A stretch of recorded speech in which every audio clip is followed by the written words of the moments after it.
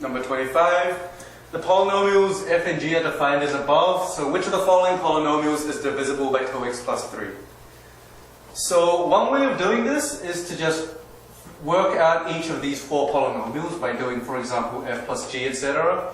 And then dividing each of them by 2x plus 3 to see which one is divisible by 2x plus 3. That is not a good way of doing this problem because that's going to take a lot of time and way more time than you should spend on a single problem. So the best way to solve this is to use the factor theorem that I mentioned before. So this is an important theorem. So this is the second time it's coming up.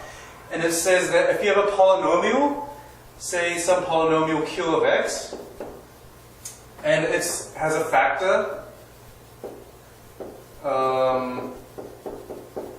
it has a factor of x minus a, then that is equivalent to saying that q of a equals 0. So this is the same factor theorem that I mentioned before. So if q of x is a factor of x minus a, where q is a polynomial, then q of a equals 0, and vice versa. So this question is about divisibility by 2x plus 3. But notice that 2x plus 3 is the same thing as 2 times x plus 1.5, right? So if a polynomial is divisible by 2 times x plus 1.5, that means it's divisible by 2 and also divisible by x plus 1.5. But now we apply the factor theorem.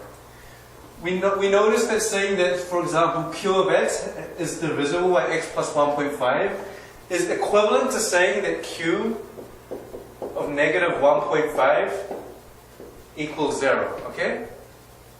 So this is the crucial observation for this question.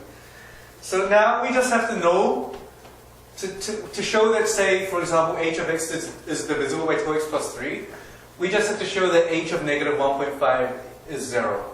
And then we're done. Or p of negative 1.5 or r of negative 1.5, etc. equals 0. So how do we do that? So the best way to do this is to notice that what is h of negative 1.5? It's just f of negative 1.5 plus g of negative 1.5, right? What is p of negative 1.5? It's f of negative 1.5 plus 3g of negative 1.5. So first, the best way to do this is to first find f of negative 1.5. F of negative 1.5 equals, and you can put this through your calculator and it will come out to 0.75.